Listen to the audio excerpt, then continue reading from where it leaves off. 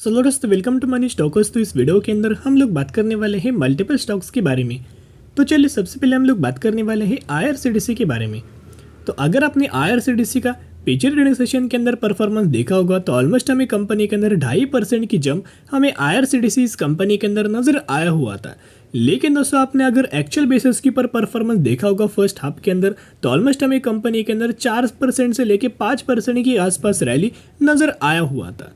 यानी कि ये रैली की वजह क्या है, ये तेजी की वजह क्या है, चलिए एक एक पॉइंट के बारे में दोस्तों डिस्कस करते हैं। सबसे पहले कंपनी ने अपना Q1 का रिजल्ट हमें पेश किया था। तो Q1 का रिजल्ट कंपनी का कैसा था? कंपनी का जो इनका जो नेट प्रॉफिट था उस नेट प्रॉफिट्स के अंदर दोस्तों गिरावट नजर आया हुआ था। ईयरनर बेसिस भी देख सकते या फिर क्यूएन के बेसिस की पर भी देखोगे तो हमें गिरावट इनके रिजल्ट्स के अंदर नजर आया हुआ था।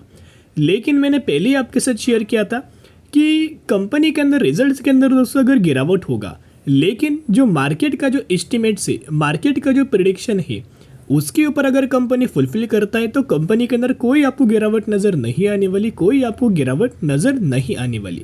और उसी तरह से दोस्तों आईआरसीटीसी के अंदर नज़र आया कि आईआरसीटीसी रिजल्ट आउट होने के बाद जो मार्केट ने इसे रिएक्ट किया है, बहुत ही पॉजिटिविटी के अंदर दोस्तों रिएक्ट किया, क्योंकि ब्रोकरेज फर्म का भी अगर आप इनके टारगेट देखोगे तो ब्रोकरेज फर्म के द्वारा भी बहुत ज़्यादा पॉजिटिविटी के अंदर हमें टारगेट दिया गया है एंड मार्केट ने भी बहुत ज़्यादा पॉजिटिव इनके नंबर्स को फिगर आउट किया हुआ है। तो चलिए सबसे पहले दोस्तों थोड़े से नंबर हम लोग कवर अप करेंगे। यहाँ अगर आप देखोगे तो जो कंपनी का जो नेट प्रॉफिट था 279 करोड़ से घट के 232 करोड़ के आसपास, यानी कि क्वार्टर ऑन क्वार्टर बेसिस गिरावट है, एंड 246 करोड़ से घट के 232 करोड़ यानी कि ईयरनर बेसिस भी गिरावट इनके नेट प्रॉफिट के अंदर नजर आया है। लेकिन दोस्तों मार्केट ने जो इनका टोटल इनकम है उस इनकम के अंदर कंपनी ने बहुत अच्छा परफॉर्म किया है। इसी की वजह से मार्केट ने बहुत ज़्यादा पॉजिटिव रिएक्ट किया है।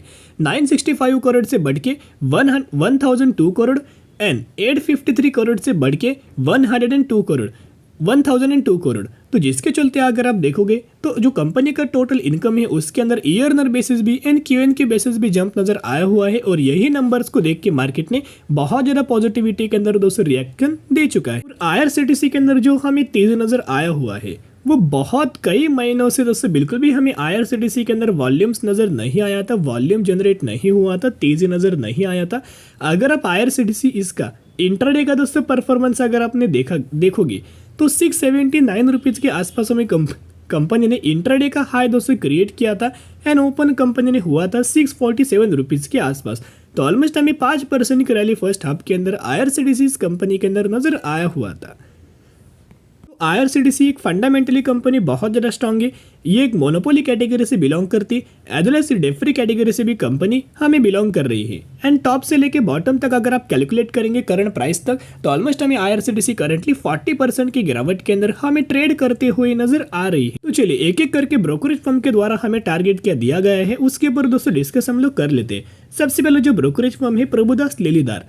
तो प्रभुदास लेलीदार की अगर बात की, इन्होंने एक होल्ड रेटिंग दिया हुआ है आईआरसीटीसी कंपनी के अंदर एंड 700 रुपये का टारगेट हमें दिया हुआ है। कोई बहुत बड़ा टारगेट लेकिन शॉर्ट टर्म बेसिस के ऊपर ये टारगेट आपको जल्दी अचीव हो सकता है। फिर अगर आप नेक्स्ट टारगेट दोस्तों यहाँ अगर आप देखोगे और एक एनालिस्ट के द्वारा ब्रोकरेज फर्म के द्वारा हमें टारगेट दिया गया है भिसा, इनके द्वारा टारगेट दिया है। ये एक एनालिस्ट है, एक स्ट्रॉन्ग एकोमोडेशन बोला गया है, आप अच्छी खासी कंपनियों को ऐड कर सकते हो एंड टारगेट 750 रुपीज़ के आसपास हमें दिया गया है। एक और दोस्तों अगर आप एनालिस्ट देखोगे जिसका नाम है आदित्य गग्गर, तो इनका अगर दोस्तों बातचीत की जाए तो ऑलमोस्ट इन्होंने टारगेट हमें शॉर्ट टर्म बेसिस के ऊपर 725 रुपीज़ का दिया है एंड लंबे समय का जो टारगेट है 1000 रुपीज़ का आईआरसीटीसी कंपनी के अंदर दिया हुआ है।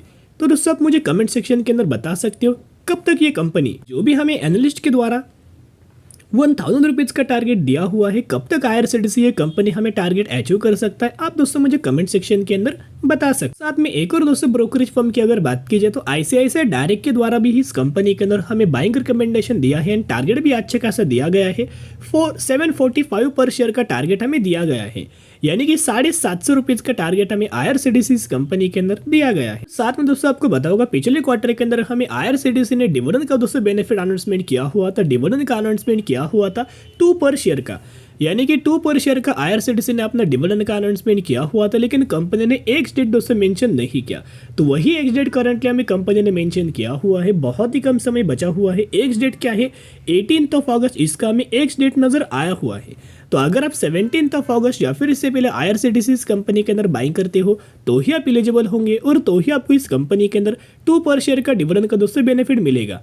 पता ही डिविडेंड का जो बेनिफिट है बहुत ही छोटा, लेकिन दोस्तों जो भी कंपनी देता है उसे हमें एक्सेप्ट कर लेना चाहिए। तो अगर आप 17 अगस्त या फिर इससे पहले बाइंग करेंगे तो ही दोस्तों आप एलिजिबल हो जाएंगे। लेकिन एक रिक्वेस्ट आपके साथ करना चाहूंगा कि सिर्फ और सिर्फ डिविडेंड के द्वारा दोस्तों कंपनी के अंदर इन्वेस्टमेंट मत करना, कंपनी का बिजनेस देखना, कंपनी के पैरामीटर्स देखना और उसके बाद आप निवेश करने की कोशिश कर सकते हो। IRCTC के अंदर अगर आप म्यूचुअल फंड्स का बाइंग का दोस्तों अगर आप डेटा देखोगे तो ऑलमोस्ट जुलाई 2023 का अपडेटेड डेटा के बारे में हम लोग बात करें, 39 म्यूचुअल फंड्स की बाइंग एंड 17 म्यूचुअल फंड्स की सेलिंग हमें IRCTC इस कंपनी के अंदर नजर आया हुआ है।